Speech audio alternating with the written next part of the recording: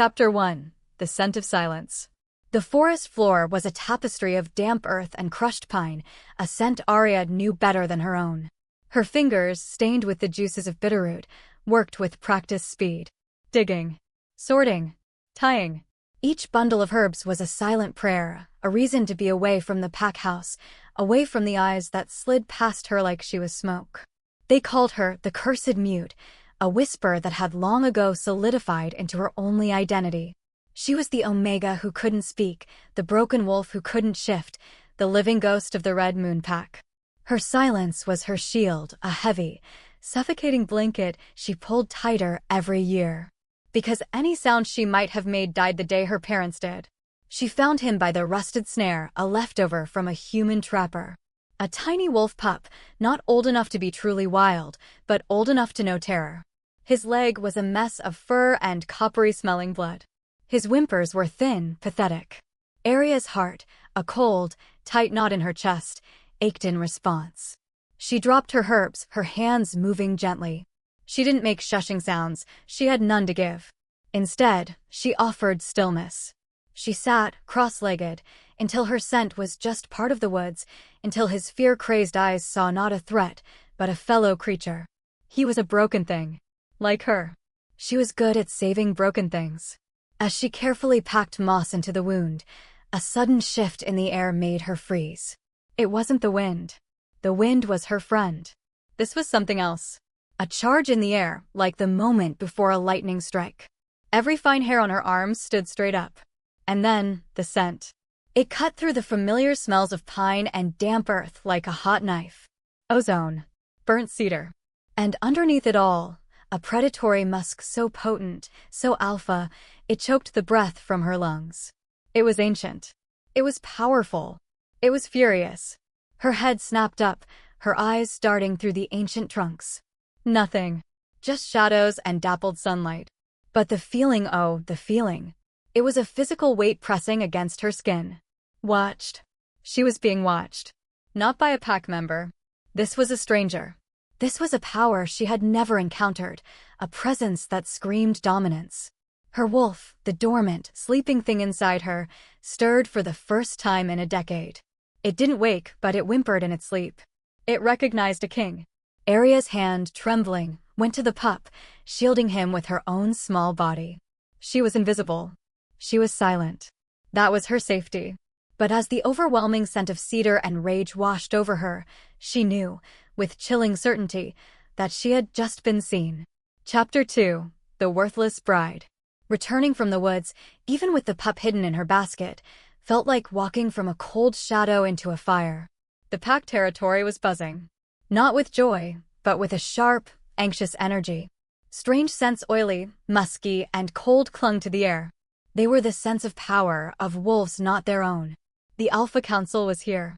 Their arrival was always a bad omen, a harbinger of change nobody wanted. Because the council never came just to visit, they came to demand, to judge, or to collect.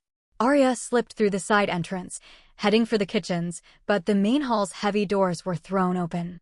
Her own alpha, a brute named Marcus, stood on the raised platform, his face a mask of strained courtesy. Before him stood 3 wolves in human form, cloaked in dark, heavy furs despite the mild day. Their authority was absolute, radiating from them in palpable waves. The northern border is secure because of our vigilance, Marcus was saying, his voice a low growl. The central council member, a woman with eyes like chips of ice, raised a hand. Your vigilance is noted, Alpha Marcus. As is your debt. The word hung in the air, sharp and ugly. The Blood Moon Alliance requires a gesture. A bond. The Northern King, the Alpha of Alphas, has agreed to an alliance, sealed by marriage. A collective gasp rippled through the hall. A marriage? To the Northern King? The one they whispered was more beast than man, a phantom who hadn't been seen in a decade? Arya tried to fade into the stonework. This was high-level pack business, dangerous and far above her. She just wanted to get the pup to safety.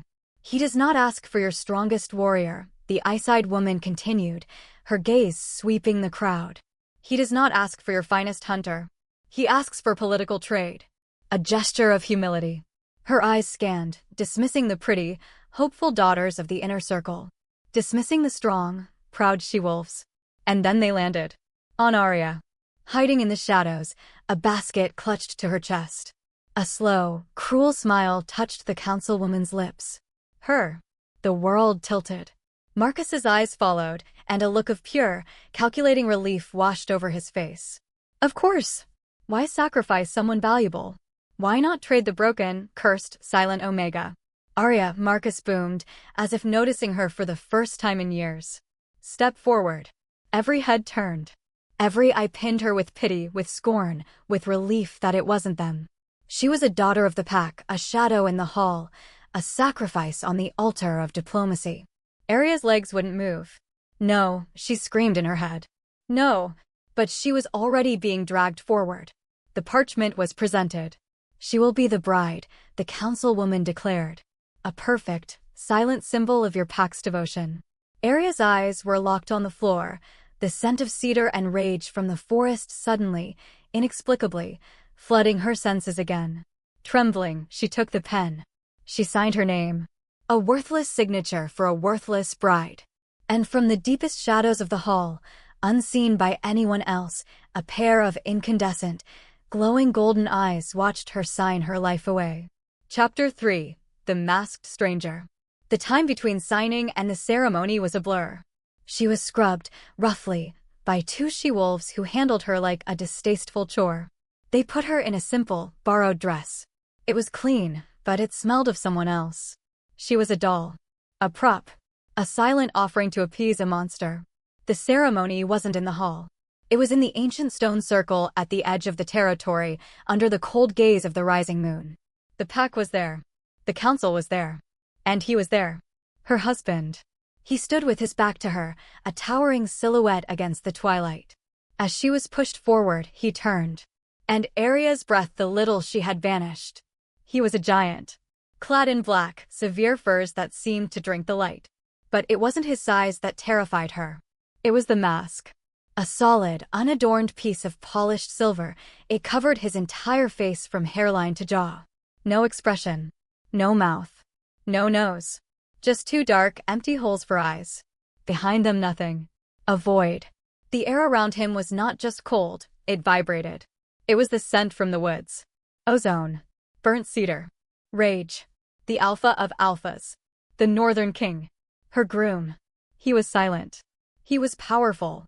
He was the end of her old life. Her pack alpha rushed through the words, a mockery of a sacred right. Because this wasn't sacred, it was a transaction. Arya stood, trembling, feeling the weight of that silver mask, that terrible, potent presence. It was overwhelming. It felt like the sky was pressing down on her, trying to force her to her knees. Her dormant wolf was screaming now, a high-pitched keen of pure, primal terror. This was a predator unlike any she had ever known. The rites were finished. The moment came. He was supposed to touch her. To mark her. To claim her. He didn't move. The councilwoman cleared her throat. The joining, Your Majesty. Slowly, as if moving through water, the masked figure raised a gloved hand. He didn't reach for her neck. He didn't reach for her face. He reached for her hand. His fingers, covered in black leather, brushed against her wrist. It happened in an instant. A faint, silvery scar on her inner wrist, a birthmark she'd had her entire life, suddenly ignited. It wasn't a feeling. It was a vision. White-hot light. A searing, electric pain shot up her arm, straight to her heart. It burned. She choked on a soundless gasp, her knees buckling. His hand shot out, his real hand, grabbing her arm. His grip was steel. Through the mask, she felt his gaze lock onto the pulsing, glowing mark on her skin. He knew it. He recognized it. The air crackled. And then a voice. Not spoken, but felt. A low, rumbling whisper that vibrated in her skull, in her blood, in the very marrow of her bones. A single, possessive, devastating word. Mine. Chapter 4. The Brand of a King. The burn was absolute. It was not a gentle warmth, not a spark. It was a brand. A white-hot, searing agony that shot from her wrist, up her arm, and exploded behind her eyes. Arya gasped, but no sound came. Her knees gave way. The world, the stone circle, The horrified faces of her pack all vanished, sucked into a tunnel of pure, agonizing light. The marks scarred the faint, silvery lines she'd had since birth. They were on fire. A beacon. A shackle. Mine. That word. It hadn't been spoken. It wasn't a whisper for her ears. It had detonated inside her skull. A vibration that shook her bones, a claim that bypassed all her senses and planted itself in her very soul. It was deep. It was ancient. It was a king's command. She was falling, but she couldn't feel the ground. All she could feel was his hand, his leather-gloved fingers still gripping her arm, the heat from her own skin scorching him through the material. She looked up, her vision blurring with tears of pure shock. The silver mask. The two black, empty holes. But they weren't empty now. She felt it. A tidal wave of something pouring from him. It wasn't just rage. It was a shock. A staggering, earth-shattering disbelief that mirrored her own terror. A tremor ran through his powerful frame, a vibration that traveled from his hand, into her and back again, creating a feedback loop of burning light and shared panic. This was wrong. All wrong. He wasn't supposed to feel anything. She wasn't supposed to be anything. She was the traitor. The worthless, silent Omega. A political token. But the agony on her wrist and the possessive thunder of his voice in her mind told a different story. This wasn't a political trade. This was fate. And it was a cruel, terrible, and painful fate. The light grew brighter. The connection, the hum was too much. Her small, frail body, already weakened by years of neglect, couldn't take it. It was a dam breaking, a flood of power she was never meant to hold. Her dormant wolf, the sleeping pup inside her, wasn't just whimpering, it was howling. A silent, desperate scream of recognition and terror. Mate. Mate. Mate. Her vision pinpointed to the mask, to the void. The last thing she sensed before the blackness took her was the scent. That overwhelming, impossible scent of burnt cedar, ozone, and something new. Something that didn't belong with a ruthless, masked king. Under the rage, under the shock was a layer of sharp, undeniable heartbreak. Then nothing. The world snapped shut. She didn't hit the stone. She never felt the impact. The last sensation was one of impossible, terrifying strength as the monster who was her husband caught her falling body, sweeping her into his arms. Chapter 5. The Gilded Cage. Silk. That was the first thing. Not the rough, scratchy wool of her cot. Not the packed earth floor of her hovel. Silk. Cool, smooth, and smelling faintly of lavender and dust? No, not dust. Lemon polish. Old, expensive wood. Aria's eyes fluttered open. She was in bed. A bed. The size of the entire room she'd grown up in. For massive, carved wooden posts reached up into the darkness. A thick, impossibly soft fur pelt was draped over her. Her head throbbed. Her wrist ached with a dull, echoing pain. She looked. The mark was no longer glowing. It was just her scar. But it looked sharper. The lines cleaner, as if freshly etched. Where? A fire crackled in a stone fireplace large enough to stand in. The room was vast, filled with shadows and heavy, dark furniture. This wasn't the Red Moon pack house. This was somewhere else. This was his castle. The Northern King's. She was a prisoner. A jolt of panic, cold and sharp, made her sit up. The silk sheets pooled around her waist. She was still in the borrowed white dress. They hadn't. She was alone. Then, she heard them. Whispers. Outside the heavy oak door. So small, is that really her? The king carried her himself right past us, looked like he could, I don't know, like he could break the world, hasn't left the star, just staring at the fire, angry? No worse. I think he's broken. The voices were hushed, terrified. The servants. They weren't whispering about her with scorn. They were whispering about him with fear. The door opened. Not with a creak, but a heavy, silent swing. Arya flinched, pulling the fur pelt up to her chin. It was him. Kale. No mask. No ceremonial furs. He just stood in the doorway. A creature of shadow and stone. He was dressed in a simple black tunic and breeches, clothes that should have made him look normal, but didn't. They only made his size, his sheer, coiled power, more obvious. His back was to the light in the hallway, plunging his face into darkness. She couldn't see his eyes. He was hiding. He was deliberately hiding his face from her. He said nothing. The silence in the room stretched, thick and heavy. It was a new kind of silence. Not her empty, safe silence. This was his. A loaded, dangerous silence, filled with unspoken everything. He took a step into the room. And she felt it. That thing inside her. Her wolf. It didn't howl. It didn't whimper. It flexed. A deep, internal pull, like a string tied from her chest straight to his. It was a low, thrumming hum, a telepathic echo in her mind that resonated with his presence. It was confusing. He was her captor. The monster. The source of the burning pain. But her broken, sleeping wolf leaned toward him. "You are awake," he said. His voice was real. Not in her head. A deep, gravelly sound that rumbled in the air. It was flat. Devoid of all emotion. A cold, hard shield. He was still in the shadows. She couldn't see his face. He was a stranger. He was her husband. He was the one who had claimed her. He turned. "Do not leave this wing. You are safe here." Safe? She felt like a mouse in a lion's den. He left, pulling the door shut with a soft, final click. She was alone again. A prisoner, not a bride, in a gilded, empty cage. Chapter 6. A King's Instinct. Days bled into a strange, silent routine. Servants, quiet as mice, would bring her food on silver trays, food she barely touched. They would look at her with wide, fearful, pitying eyes and then scurry away. She was the king's thing. A strange, silent pet he kept locked in the West Wing. She hadn't seen him.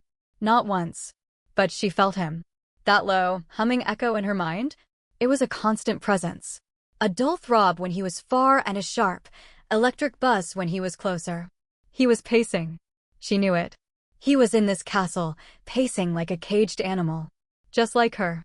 The loneliness was a different kind of cold here. It wasn't the loneliness of being ignored. It was the loneliness of being watched by a house, by shadows, by a ghost. Today, she'd pushed her boundaries. This wing was huge. She'd found a long, dusty gallery, the walls lined with portraits covered in white sheets. They looked like ghosts. She was a ghost in a castle of ghosts. She walked down the center of the hall, her bare feet silent on the marble floor. Dust motes danced in the single beam of light from a high window. Directly under that beam was a chandelier. A monster of iron and crystal, it hung wrong. It was tilted. She paused, looking up. Curious. A bird had built a nest in it, she thought. She stepped closer, right into the patch of sunlight. That's when she heard it. A high-pitched, metallic groan. A squeal of metal giving way. She looked up. A massive, rusted chain link, the one holding the entire multi-ton structure, was snapping. It was happening. So fast. Crack. And a scream died in her throat. A familiar, silent prison. There was no time. Not to run. Not to tea. Arya was frozen. A gas fink. Just to see death falling on her. Boom. A black blur. A wall of heat and fury, and that scent of cedar and ozone slammed into her. He wasn't there, and then he was. He'd come from nowhere. He didn't push her. He tackled her. A full body, ungentle, desperate lunge. His arms, bare and corded with muscle, wrapped around her like steel bands, tucking her head against his chest. They hit the marble floor, hard, skidding across the polished stone just as the chandelier crashed. Crack-sh boom. The sound was deafening. The floor shook. Stone and a million pieces of crystal exploded exactly where she had been standing. Dust filled the air, choking thick. It rained down on them. Silence. Just the sound of her own blood rushing. And his breathing. He was with her. On. Her. His body was a solid, non-negotiable, hot shield over her. He was heavy. So heavy. And warm. So incredibly, terrifyingly warm. A low growl was rumbling from his chest, vibrating through her. He was shaking. Slowly, he pushed himself up, just enough to look at her. She saw his face. For the very first time. No mask. No shadows. Him. He wasn't a monster. He was beautiful. A strong, angular jaw, a straight nose, and his eyes. Not the golden, glowing eyes of the wedding night. They were a deep, stormy, familiar brown? No. As she watched, they swirled, the brown fighting and losing to a molten, blazing gold. His pupils were slits. He was half wolf, half man. And he was looking at her. Not with coldness. Not with anger. But with a raw, primal terror. A terror for her. The mate bond didn't hum. It slammed between them. A jolt, so powerful it was like a physical blow. He'd saved her. He seemed to realize it all at once. His proximity. Her. The intimacy. His face. He recoiled, jerking back as if she had burned him. He scrambled to his feet, turning his back to her, his hands clenched into fists. His breathing was harsh. "Are you hurt?" he growled. She just stared at his back. He had saved her. He had moved impossibly fast. He knew. Her hand was shaking. But she reached for the pocket of her dress. The small slate. The chalk nub. He heard the faint scrape. He turned, his face now a perfect, cold mask of control. He watched her. She wrote, the chalk shaking. "Why?" His jaw tightened. The chain was old. It was an accident. She shook her head, her hair, full of dust, falling in her face. She wiped the slate clean and wrote again. Slowly. Deliberately. "Why do you look at me like you've lost me before?" Chapter 7. The Queen of Broken Things. The incident with the chandelier, the accident, as he'd called it, had changed the air. It wasn't warmer. No. It was more charged. Kale had vanished again, disappearing into the stone and shadows of his role, leaving Arya in her gilded cage. But the cage felt different. He had saved her. He had looked at her like he'd lost her before. The memory of that look was a splinter in her mind, a puzzle she couldn't solve with her small slate.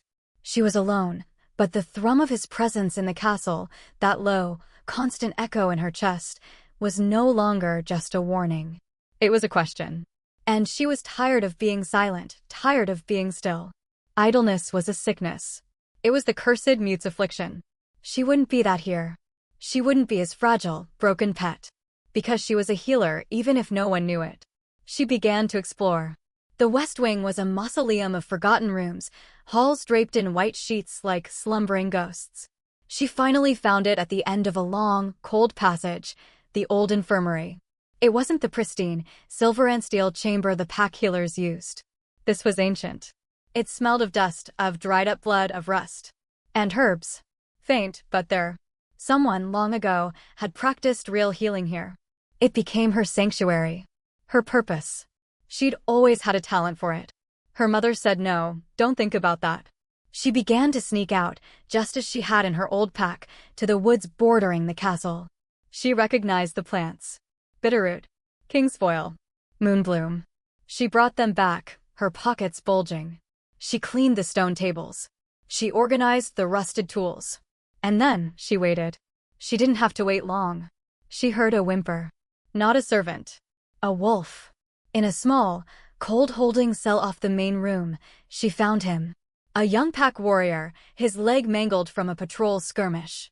The official healers had set the bone badly.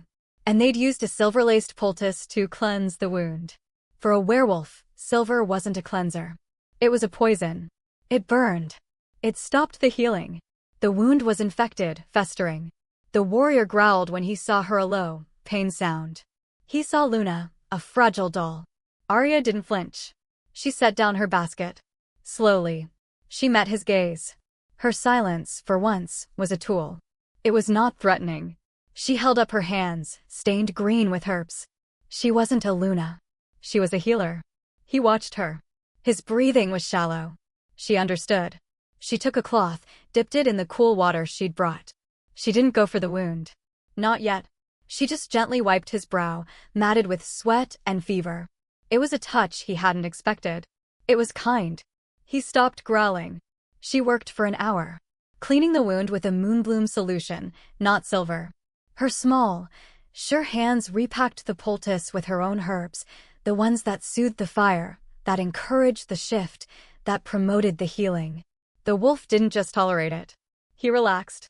He let out a long, shuddering sigh and his pained, golden eyes closed. He trusted her. She felt a spark. A tiny, warm thing in her chest. She wasn't worthless. He wouldn't let us near. Arya froze. His voice rumbled from the shadows of the doorway. Kale. He was there. How long had he been watching? He was cloaked in shadow, but she could feel the intensity of his stare. It was a physical weight. She didn't turn. She didn't cower. She simply finished tying the bandage. She felt him move. He stepped into the dusty light. He wasn't looking at her. He was looking at the wolf, now sleeping peacefully. "The royal healers are warriors," he said, his voice clipped. "They use silver. It burns." He was explaining. Justifying. He was telling her why the wolf had been in such agony. He was telling her she was right. He looked at her then. His gaze dropped to her hands covered in the salve and the warrior's blood. His expression was that she couldn't read it. It was a storm of something. Anger? No. Regret? He turned to leave, a dark, imposing shadow. His last words, spoken so low she almost didn't hear them, were not for her but for himself. "Still saving broken things, aren't you?" It wasn't a question. It was a memory. A painful one. And it left her standing in the silence, with 1,000 new questions. Still? What did he mean still? Chapter 8. The Grammar of Touch. He found her there, in the old infirmary, 3 days later. It was her world now. She had 2 more patients, older wolves who preferred her silent, gentle touch to the healer's burning silver. King Kale stood in the doorway, watching her. He was an intrusion. A beautiful, dangerous, and deeply confusing one. His presence made the air too thick to breathe. He was holding something. A book. Old, leather-bound, and heavy. He seemed awkward. A king shouldn't look awkward. "Your slate," he said, his voice a low rumble. "It is slow." She looked up, her hands stained with poultice. She just stared. What did he want? He stepped inside, placing the book on a clean stone table. "You need to be able to communicate." His frustration was a living thing. It wasn't with her. It was with silence. With the gap. She wiped her hands on her apron and stepped closer. The book was ancient. The title, embossed in faded gold, was The Old Tongue, a grammar of pack sign. This wasn't the simple, crude gestures her old pack used. This was a language. Complex. Detailed. He opened it. "This is the sign for Alpha," he said. He formed his hand with a closed fist, thumb over fingers. "This is King. He held his fist over his heart, then drew it up and out. An offering. A burden. Arya watched. She was a fast learner. She mimicked the sign. He nodded. Once. A sharp, curt gesture. Good. He was a terrible teacher. Impatient. A warrior. A king. He taught her like a soldier, drilling her. Danger. Safe. Pack. Enemy. His hands couldn't help but notice his hands. They were huge. Calloused from swords? Or claws. They were hands that could rule or kill. And they were teaching her to speak. The lesson grew intense. He was showing her the sign for wolf. A hand spread wide, fingers curved like claws held over the heart. "No," he growled. She was doing it wrong. He reached out. Fast. He grabbed her hand. Fire. Not the brand. Not the burn. Just heat. His skin on her skin. His touch was electric. Her knees went weak. The thrum in her chest wasn't a thrum. It was a roar. Her wolf was purring. A deep, vibrating, shameless sound in her chest that she was terrified he could hear. His hand was so large it engulfed hers. His thumb brushed the center of her palm. Once. A slow, agonizing, accidental caress. "Like this," he murmured, his voice suddenly not a king's. It was rough. Thick. He wasn't teaching. He was feeling. He was repositioning her fingers, but he lingered. His skin on her skin. His scent cedar and ozone, and he was wrapping around her, suffocating her. He was so close. She could see the individual, dark lashes of his eyes. She could see the gold swirling in their brown depths. He was fighting. Fighting himself. This was intimate. This was more intimate than a kiss. He was seeing her. Hearing her. Through her hands. Their eyes locked. The air snapped. Crackled. He was lost. She could see it. The king was gone. In his place was just a man. A man who was burning. His gaze dropped to her mouth. Her mouth. A mouth that couldn't speak. Couldn't protest. Couldn't ask. He was showing her a sign with his hand against his chest, then moving to hers. Mate. He'd formed the sign for mate. And he froze. He hadn't meant to. It was instinct. His eyes widened. He yanked his hand back as if he'd been burned. The connection shattered. He stood up fast. The chair scraped on the stone. He was a mask again. Cold. Furious. King. That is enough for today, he snapped. He didn't walk out. He fled. He fled her. Her silence. Her touch. She was trembling. Her hand was tingling. It was alive. She liked it. She liked him. The terror of that thought was absolute. She looked down. Her slate. She had to say something. She knew he was still listening. He was just outside the door. She picked up her chalk. You pretend not to care, but your eyes do. She heard a sharp intake of breath from the hallway. And then the heavy stomp of his boots as he retreated. Chapter 9. The Beast at the Borders. A warning horn. A single, blaring, ugly sound that cut through the castle's oppressive quiet. Shouts. Running. The sound of steel. Arya dropped the bowl of herbs she was grinding. Her heart didn't pound. It stopped. This was new. This wasn't the quiet fear she was used to. This was war. A servant girl, her face pale, her apron twisted in her hands, burst into the infirmary. Luna. Luna. Rogues. They broke the northern gate. Rogues. The word was a curse. Feral wolves. Packless. Lawless. Driven mad by their own rabid instincts. They were animals. And they were here. Arya moved. She wasn't a Luna. She was a healer. She grabbed her satchel of supplies. She ran towards the sound. Towards the screaming. The main courtyard was chaotic. It was hell. The scent of blood iron and musk was overpowering. It was everywhere. His pack was fighting. Warriors in midshift. A horrifying blend of man and beast. Claws and swords. Fangs and armor. And in the center of it all is him. Kale. He wasn't a king. He was a whirlwind. A blur of black leather and shining steel. His voice roared over the din. Hold. The. Line. Protect. The. Keep. Left. Flank. Now. His voice wasn't a request. It was a weapon. It moved men and wolves. He was magnificent. He was terrifying. He was everything a king should be. And Arya just stared. And then it happened. A rogue massive one's guard, his fur matted with old blood, broke through the line. It didn't go for Kale. It didn't go for a warrior. It saw her. The woman in the white dress. The weakness. The prize. It snarled, its lips peeling back from yellow fangs. It lunged. Time stopped. Arya couldn't move. Couldn't breathe. She was prey. She was dead. No. The roar wasn't Kale's voice. It wasn't human. It was thundering. It was furious. It was agony. Kale saw it. He saw the rogue lunging for her. He threw his sword. It didn't matter. He wouldn't be fast enough. And then he changed. It wasn't a shift. It was an explosion. It wasn't graceful. It was horrifying. It was violent. Arya heard it. The sound of bones snapping, grinding, breaking and reforming. His scream tore apart his human throat and became a howl. Heat rolled off him in waves. His clothes shredded and his leather armor burst. He grew. Up. And out. Fur black as midnight erupted from his skin. His face tore itself apart, stretching, elongating into a muzzle. Fangs long as daggers shot from his gums. This wasn't a wolf. It was more. It was wrong. It was a Leakin. A true monster. A myth. He was 8 feet tall. A mountain of black fur and rage. He hit the rogue midair.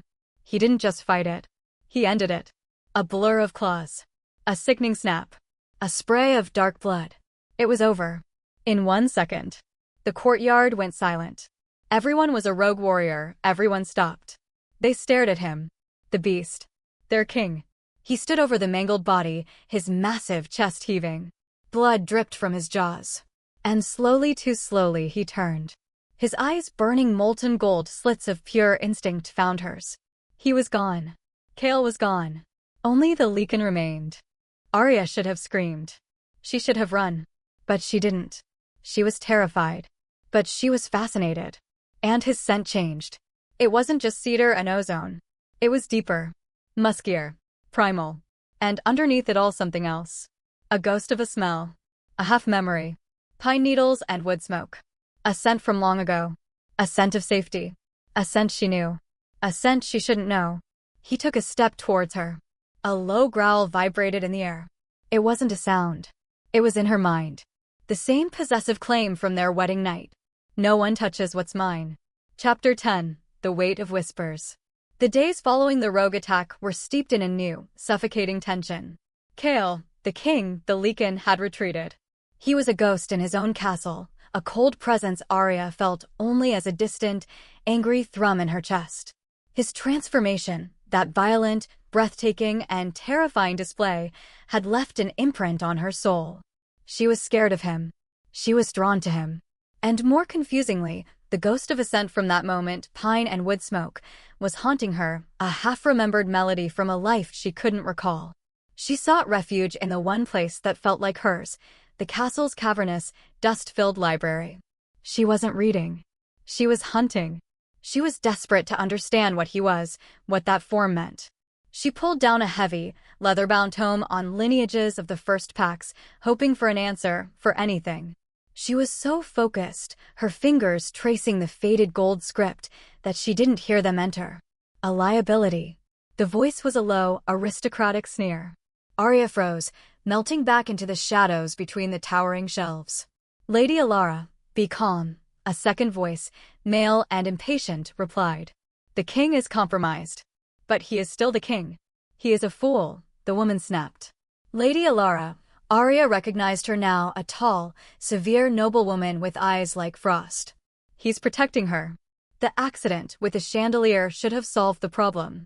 A tragic, unfortunate end for the cursed bride. Arya's blood turned to ice. Accident? That was your plan, Valerius, not mine, Alara said. It was clumsy. Now he's bound to her. That thing she did in the courtyard. Arya pressed her back to the wood, her heart hammering. They were talking about her. Not a thing, Lord Valerius murmured. The way he changed, that was for her. He's tainted. The mute Omega has broken him. She is a poison, and his obsession will be the end of this kingdom. Then we must be the antidote, Alara stated, her voice chillingly final. If a falling chandelier was too subtle, then a blade in the chaos of the Blood Moon Ball will be definitive. We will free our king from his curse. One way or another. They moved on, their footsteps fading, leaving Arya alone in the suffocating silence. Kill her. They were going to kill her. Her first instinct was terror, a cold, familiar snake. Run. Tell Kale. He'll protect you. But as she clutched the heavy book to her chest, a new, unfamiliar emotion rose. A cold, sharp anger. They weren't just plotting to kill her. They were plotting to free him. They were a danger to his throne. She couldn't tell him. The realization was as shocking as their words. Because she saw it with perfect, sudden clarity. He was a king on a knife's edge. He was battling rogues at his borders and now traitors within his walls. If she ran to him, the cursed bride, accused his highest-ranking nobles, it would create a scandal. It would show weakness. It would distract him. They were using her to hurt him. Later that night, she was in the infirmary, tending to a small cut on her arm she'd gotten while scrambling to hide. Kale appeared in the doorway, a dark, silent shadow. He saw the rag, the blood. His eyes narrowed, the gold flashing. He strode forward, grabbing her arm. His touch was not gentle. It was a demand. What happened? Arya looked at him, at his beautiful, angry, and deceitful face.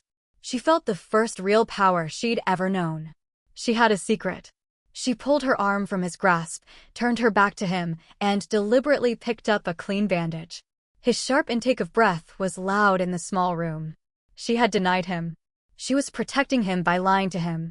And in that moment, the first tiny crack in his control became a chasm of his own making. Chapter 11. The Soul's Echo. The Blood Moon Ball. It was an obligation. A performance. Arya stood in front of a long, silver mirror, staring at a stranger. Servants had dressed her. She was in a gown the color of a midnight sky, so dark it was almost black, but it shimmered with threads that caught the light, like trapped stars. Her hair, usually a simple braid, was down, tumbling over her shoulders. She was a queen. A lie. A target. Her small slate, her only voice, was hidden in a deep pocket. The ballroom was a sea of sound and light. Hundreds of candles. A string orchestra. The sense of wine, perfume, and power. And in the center of it all, on a raised dais, sat Kale. He was not the man from the infirmary.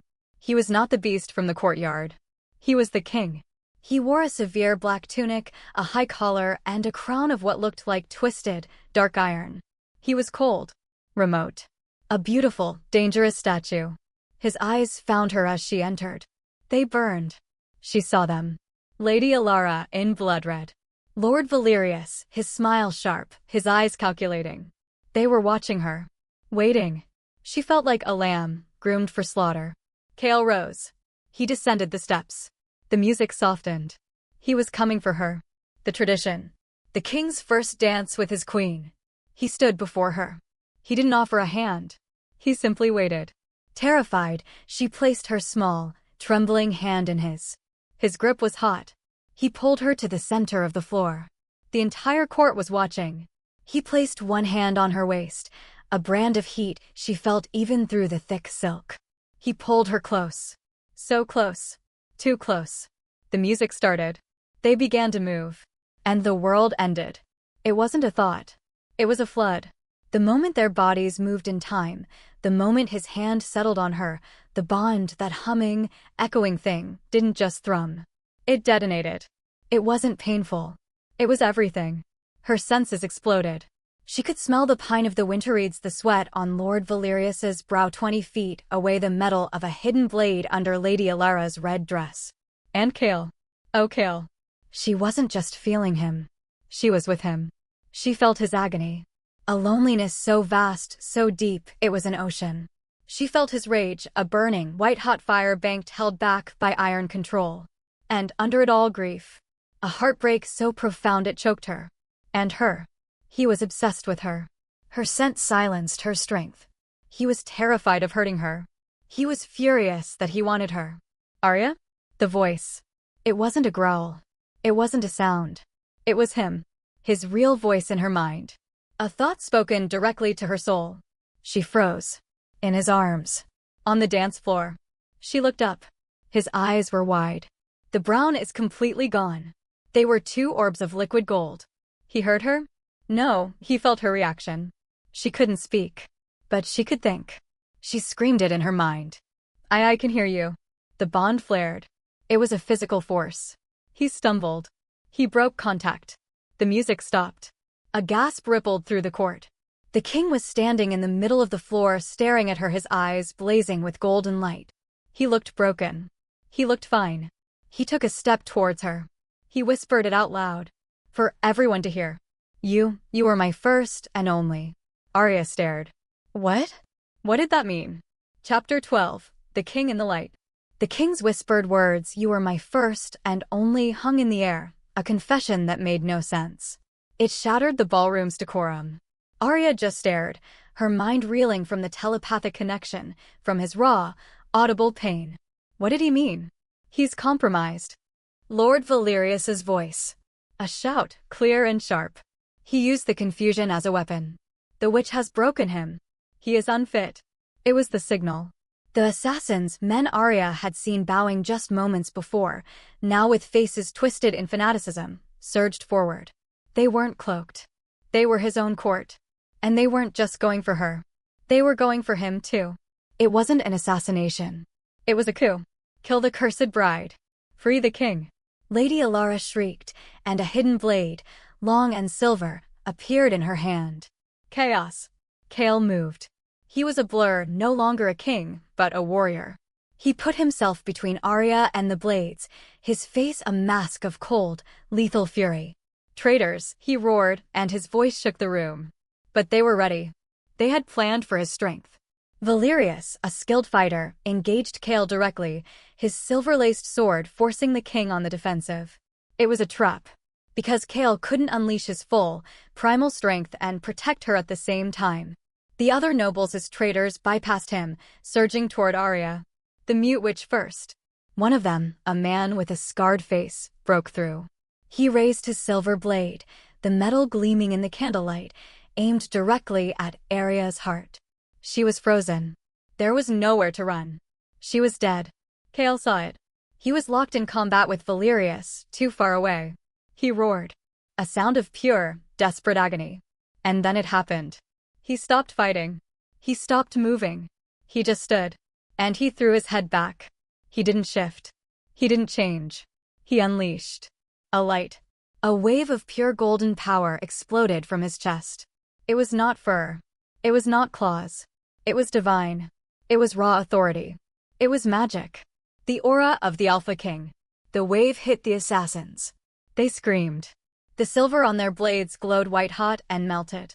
Their bodies were thrown backward, smoking charred. The attack was over. The room was silent. Kale stood panting in the center of it all. His eyes were not gold. They were pure suns. The iron crown glowed.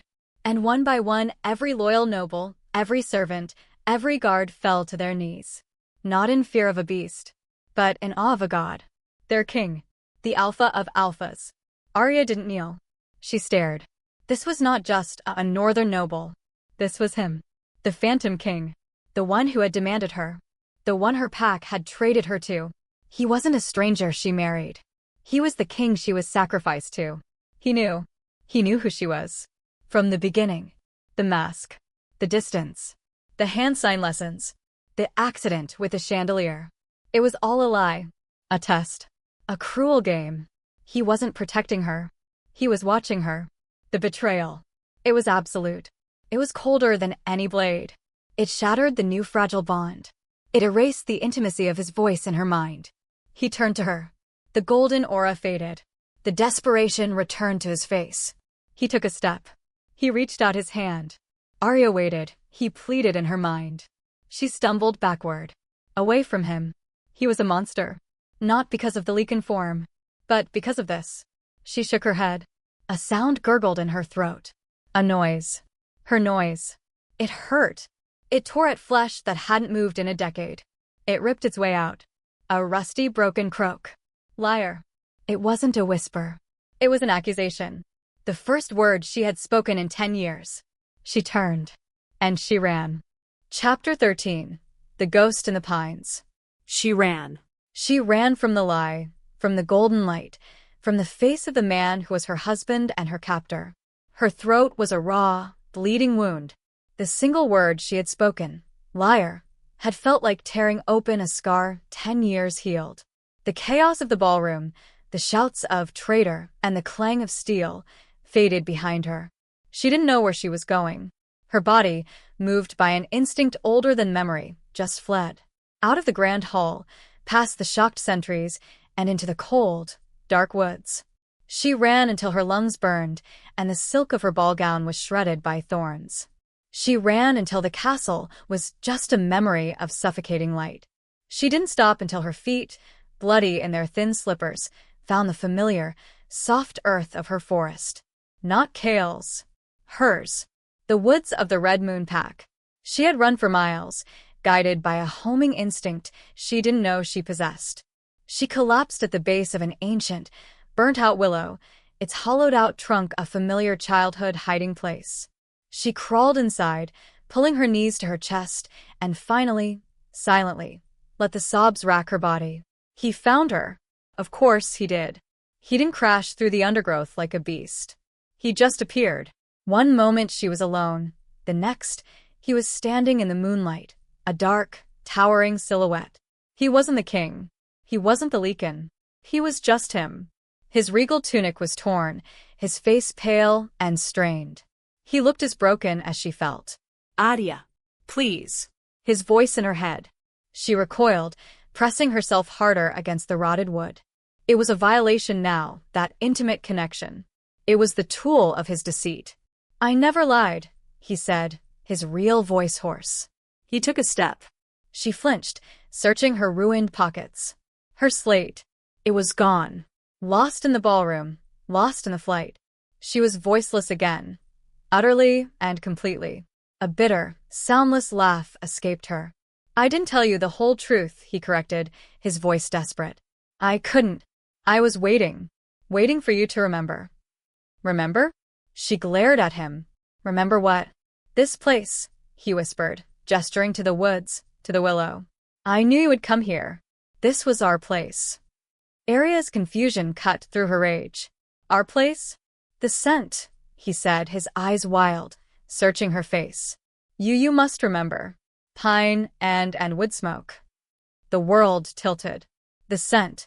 The half-remembered scent from the courtyard, when he'd shifted. The scent she'd buried. You were a girl, he choked out, his royal composure shattering. I was a prisoner, a northern warrior, captured in a border skirmish. Your pack tied me to the post. For 4 days. A memory, sharp and violent, lanced through Arya's mind. A boy. No older than 16. Filthy, beaten, his eyes not gold, but a deep, stormy brown. The boy she had stolen water for. The boy she had tried to save. They said you, she croaked, the sound ripping her throat. They said you died. His face crumpled. The great, powerful Alpha King looked like the boy he'd been. They left me to die. But I didn't. He was. He was him. The ghost. The boy. Her name is Kale. Her hand, shaking, found a sharp stick. She didn't have her slate. She didn't have her voice. She scratched a single, frantic word into the damp earth between them. Him? Chapter 14. The Price of Vengeance. Yes, he whispered, the word a confession of a million sins. It was always me. He sank to his knees, not as a king, but as a man undone, the ground between them a chasm of lost years and brutal truths. Arya, let me show you. Please. Don't run. Let me make you understand. She was trembling, but she didn't move. She was trapped, not by his strength, but by a desperate, agonizing need to know. He closed his eyes. Don't be afraid. Just see me. The telepathic bond opened. It wasn't the gentle hum of before, nor the explosive joining at the ball. This was a deliberate, desperate offering. He gave her his memories. And she fell. She saw everything.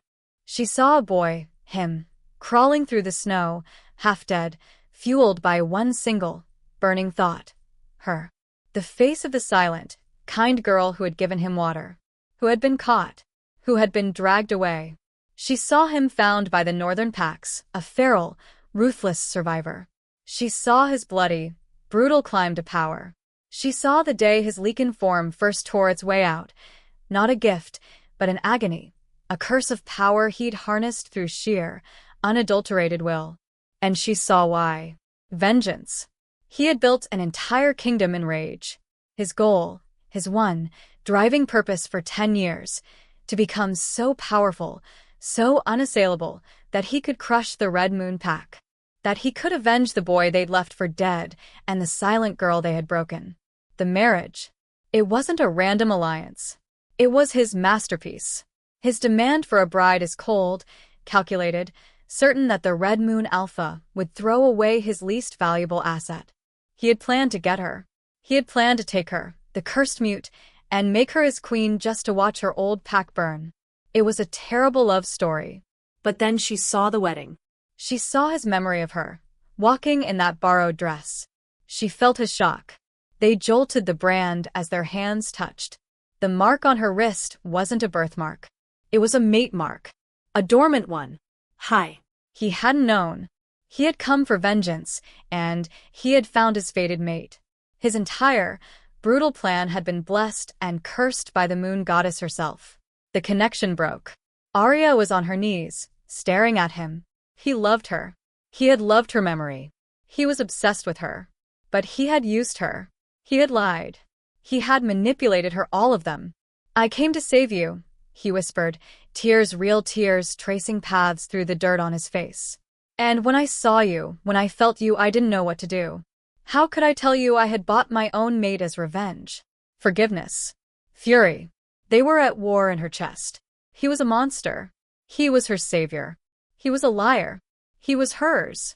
Before she could form a single thought, a sound cut through the woods. A warning horn. His horn.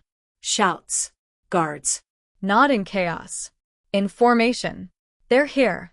A voice roared from the edge of the woods. The council has decreed. The king is bewitched.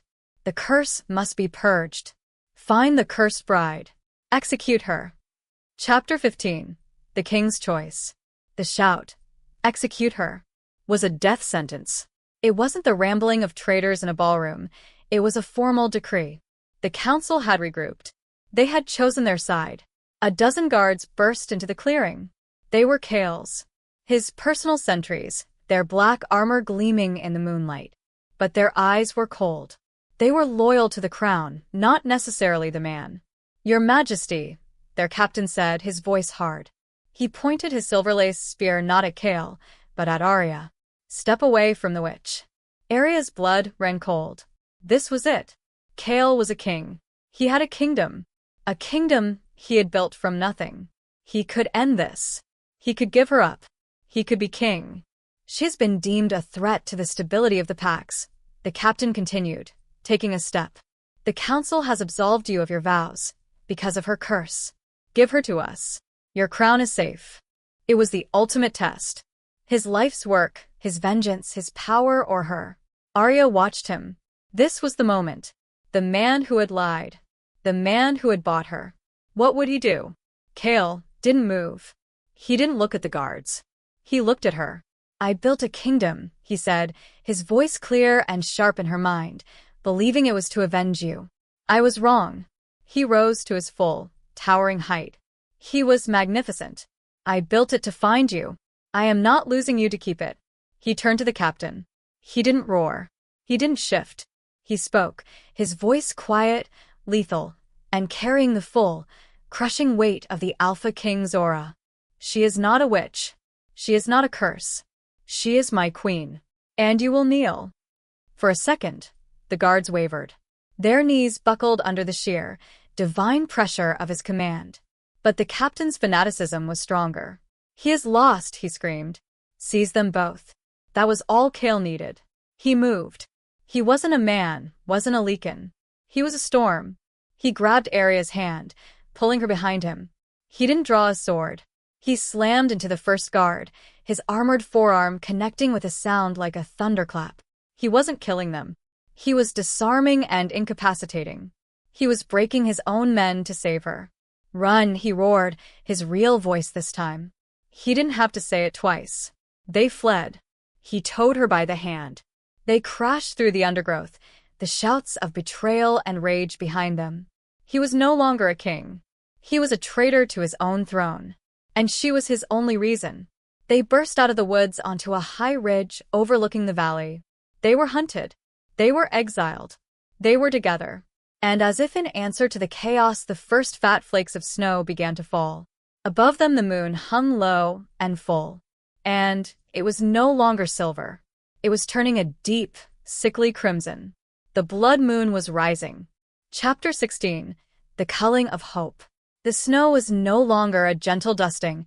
It was a blizzard, a blinding white curtain that turned the world into a freezing, featureless void. They ran. Kale, a solid wall of heat and fury, dragged Arya behind him, his grip iron on her wrist. But the hunters were his men. They knew his woods. And they were wolves. The first howl, sharp and close, cut through the wind. They were flanking. We have to find shelter. Kale roared over the storm, his voice tight with a strain that wasn't just from the cold. He was slowing. Arya glanced down. A dark, ugly stain was spreading across his torn black tunic from his side. From the ballroom? From Valerius's silver-lace sword? He had been wounded. He had fought, changed, commanded, and fled all with silver burning in his veins. Before she could even form the thought, the world erupted. They weren't just being hunted by wolves. Lady Alara and Valerius had outflanked them. They burst from the whiteout, not in armor, but in half-shift, their faces elongated, claws extended. They were faster, fueled by the blood moon's crimson light. Give us the witch, your majesty, Valerius snarled, his voice a guttural mix of man and beast. And we will let you die as a king. Kale didn't answer. He shoved Arya behind him, his body a shield. But he stumbled. The silver. It was poison. His strength was failing. He roared, a sound of pure defiance, and lunged. But it was slow. Valerius was faster. He ducked Kale's attack, ramming a silver-plated shoulder into Kale's wounded side. Kale screamed, a high-pitched, agonizing sound that was not a king's. He fell. He hit the snow-covered rocks. He rolled, and kept rolling, down the steep side of the ridge, down into the darkness, down into the chasm below. Kale! Arya didn't think so. She screamed it. Her voice tore from her throat, a raw shriek of pure agony. She ran toward the edge. She looked down. Nothing. Just darkness. just the howling wind. He was gone. She felt the bond, the thrum, the echo. It didn't break. It didn't snap. It just faded, like a snuffed candle. Fainter and fainter, until it was gone. He was dead. Arya fell to her knees. The snow didn't matter. The cold didn't matter. Nothing mattered. He was dead. And she had killed him. Strong, cruel hands gripped her arms. They hauled her up. Lady Alara, her face twisted in triumph. "It is done," she hissed. "The curse is broken." Arya didn't fight. She didn't struggle. She was empty. The cold inside was so much worse than the cold outside. As they dragged her away, she didn't make a sound. Her voice, the one she had found just to lose him, was gone again. Her flaw, her silence, returned. It wasn't a shield. It was a shroud. Chapter 17. The Prophecy of the Mute. Her prison was not the gilded cage of the West Wing. It was a cell, a true one, carved from the black, icy stone beneath the castle. It smelled of mildew and despair. The blood moon, a sickening, crimson eye, glared at her through a tiny slit of a window high above. They had tortured her, not for information, but for sport. Lady Alara had overseen it. They wanted her to scream. But Arya couldn't, or wouldn't. The silence was all she had left. It was her penance, because Cale was dead. And it was her fault. The cell door scraped open. It was Valerius. He held a torch. His face was not triumphant. It was grave. He looked older. "He is gone," Valerius murmured, his voice hollow. "The king is dead. We had to. You understand that, don't you?" Arya just stared. "We tried to warn him," Valerius continued, his voice rising, as if trying to convince himself. "We found it. The reason for his obsession. The truth of your curse. It was always written." He unfurled a yellowed scroll. He held it up to the torchlight. "The prophecy of the blood moon," he read, his voice shaking. "From the broken pack a silent Omega shall rise, she who bears the king's mark unseen beneath her lies. She will tame the Leakin with a love he cannot hide, and with her voice reborn the Alpha King will be destroyed." Arya's world stopped. No.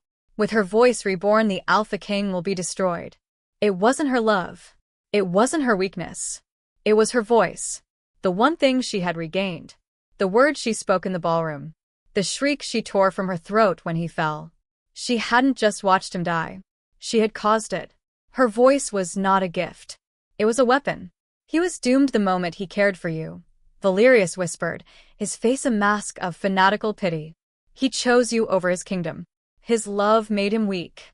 Your voice made him mortal." Arya looked down at her hands. She saw Cale's blood on them. She saw his face as he fell. She saw the boy she had saved only to kill.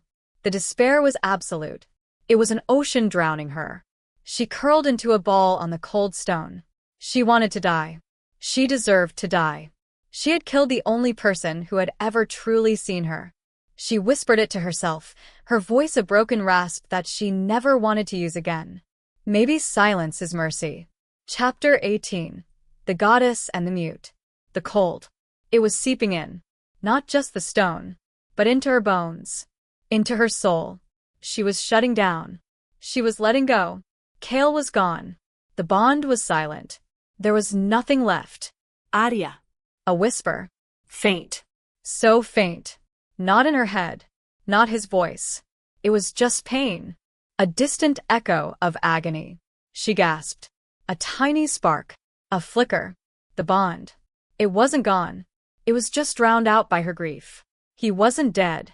He was dying. He was down there. In the chasm. Broken. Bleeding. Freezing. And he was feeling her despair. "No," she whispered, her voice cracking. "Oh, goddess, no." He was alive. And she was here, in a cell, wallowing in guilt while he died alone. She crawled to the tiny window. She pressed her face against the bars. The blood moon was at its peak.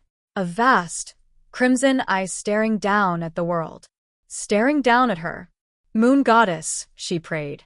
A broken, soundless prayer from a girl who had forgotten how. Please. Please. She had no voice. She had no power. She was just Arya, the cursed mute. I don't care about the prophecy, she sobbed, the words just a breath in the wind. I don't care if my voice kills him. Being without him is worse. Please. Just give me one chance. One chance to make it right. She pressed her forehead against the icy stone. She surrendered. She gave up her fear, her silence, her grief. Take it all, she wept. Just let me save him. The cell grew cold. The torchlight flickered. And then a new light filled the room. Not red from the moon, but silver. A soft, gentle, luminous silver light that seemed to come from nowhere and everywhere. A voice entered her mind. It wasn't Kale's. It wasn't hers. It was ancient. It was female. And it was infinitely powerful. The prophecy is not a chain, little wolf. It is a key. You were not born to destroy him. You were born to redefine what power is. You think your voice is a curse? Arya looked up, tears streaming down her face. Then speak. Chapter 19. The Song of the Risen Wolf. Then speak. The goddess's command was not a suggestion. It was an unmaking. The silver light didn't just fill the cell. It poured into Arya. It was cold and hot, a torrent of pure, liquid moonlight. It flooded her veins, seeking the dormant, broken thing inside her, her wolf. She felt it. The sleeping pup she had protected, the whimpering shadow that feared the world, was gone. In its place, something ancient and powerful unfurled. It was a creature of silver light and divine rage. The prophecy. With her voice reborn, the Alpha King will be destroyed. Valerius had read it as a curse. The goddess was showing her it was a weapon. But a weapon's purpose is decided by the one who wields it. Arya stood. Her body, thin and bruised, felt full. The power buzzed under her skin, thrummed in her chest, and rose in her throat. She looked at the iron-barred window. She looked at the heavy, oak door. They were illusions. She took a breath. Not a gasp. Not a sob. A deep, steady intake of air. And she spoke. It wasn't a word. It was a note. A single, pure, resonant tone that held all the sorrow of her silence and all the fury of her love. The note became a song. The song became a force.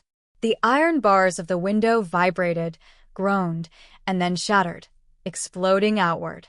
The oak door didn't just unlock. The hinges ripped from the stone, the wood splintering into dust. She stood in the ruined doorway, bathed in the red light of the blood moon, but cloaked in her own silver aura. Her wolf was awake. Her voice was back. And from the depths of her, a sound she had never made, a sound of defiance and freedom, ripped through the castle's foundations. She howled. And the very stones of the fortress shook. Chapter 20. The Healing of a King. Her howl was a beacon. It echoed down into the deepest dungeons where they had thrown him. Kale, barely conscious, his body on fire with silver poison, heard it. He thought it was a Valkyrie, a goddess coming to claim his soul. Arya. She moved like a wraith, a silver storm tearing through the castle's dungeons. Guards, drawn by the sound, saw her, this small omega, glowing with a terrifying, divine light, and fled. She found him. He was chained to the wall, his head bowed, his breathing a shallow, ragged mess. The silver in his side was killing him, slowly, just as Valerius had planned. Kale. Her voice. Her voice. It was not a rusty croak. It was beautiful. He lifted his head, his golden eyes dim with pain. Arya, you're real. The prophecy, they read it wrong, she whispered, her hands glowing with that same silver light, moving to the chains. She didn't need a key. She sang a single, sharp note, and the iron snapped like twigs. He collapsed and she caught him. It said my voice would destroy the king, she said, her eyes blazing with tears and fury. It never said which one. She pressed her hands to his poisoned wound. It wasn't a curse. It was a choice. She took a breath and sang to him. It was the song of the forest, of the moon, of the healing herbs she knew. Her voice, the curse, became a conduit. The silver light flowed from her into him. Kale gasped as the silver poison burned, turned to steam, and fled his body. The wound stitched itself closed. Color flooded his face. His eyes blazed with life. He surged to his feet, pulling her with him. He was whole. He was king. He stared at her, not as a victim, but as his equal, his savior. He kissed her hand, his eyes never leaving hers. Now the world will hear you. Chapter 21. The March of Two Monarchs. They didn't sneak. They marched. They emerged from the dungeons not as fugitives, but as monarchs returning to their throne. Kale, restored, his Leaken power radiating from him, and Arya, his equal, a silver aura of lunar power shimmering around her. The castle was in chaos. Valerius and Alara were in the Great Hall, attempting to consolidate their bloody coup, declaring the king dead and the kingdom purified. The first guards they met, the ones who had wavered on the ridge, saw them. They saw their king, alive and unpoisoned. And they saw the cursed mute, no longer a liability, but an angel of divine power. They dropped to their knees. "Our queen," one of them whispered, his eyes wide with awe. "Rise," Kale commanded, his voice the thunder of the Alpha King. "Rise and follow your true Alpha." They rose. And as Kale and Arya walked, their ranks grew. Guards, servants, nobles who had hidden in fear, they saw the truth. This was not a king bewitched by a curse. This was a king empowered by his goddess-chosen mate. They stormed the great hall. The heavy doors slammed open, not by Kale's hand, but by a wave of Arya's power. Valerius was on the dais, Kale's iron crown in his hands. He froze. Lady Alara's triumphant smirk crumbled. The entire room gasped. "You are dead," Valerius shrieked, pointing at Kale. "I am not," Kale's voice boomed, shaking the rafters. "But you are finished." Valerius looked at the dozens of loyal wolves now backing their king. He looked at Kale, and then his eyes landed on Arya. "The prophecy," he screamed. Arya stepped forward. She left Kale's side. She stood alone in the center of the hall, her voice ready to shatter fate itself.